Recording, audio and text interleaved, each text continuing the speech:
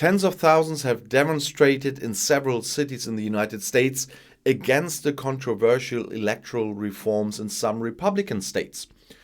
Organizers of the protests in Washington, Houston, and Atlanta, among others, criticized the reforms as racist, anti-democratic laws designed to suppress voters.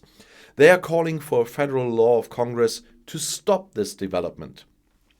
Demonstrators carried signs on Saturday that read "Voting rights for all" and "Your vote counts."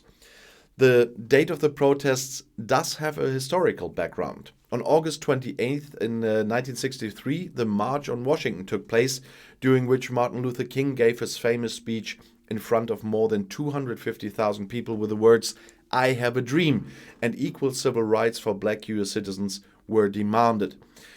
Critics see the electoral law reforms that are currently emerging in several US states as the goal of making it more difficult for members of minorities to vote.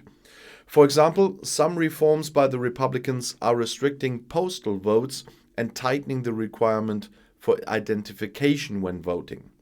According to the Republicans, these measures are intended to prevent electoral fraud.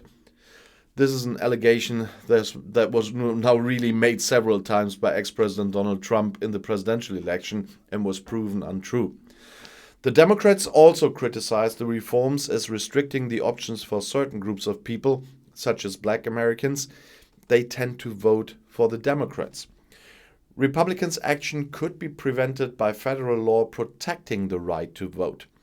The House of Representatives, which is controlled by the Democrats, has already passed 2 corresponding laws. However, it is unlikely that these will be confirmed by the Senate. There's only a small majority for the Democrats, so that at least 10 Republican votes would be necessary. As of January 2021, at least 18 states have passed a total of 30 new restrictive electoral laws. According to the Political Institute Brennan Center for Justice, some are currently being discussed.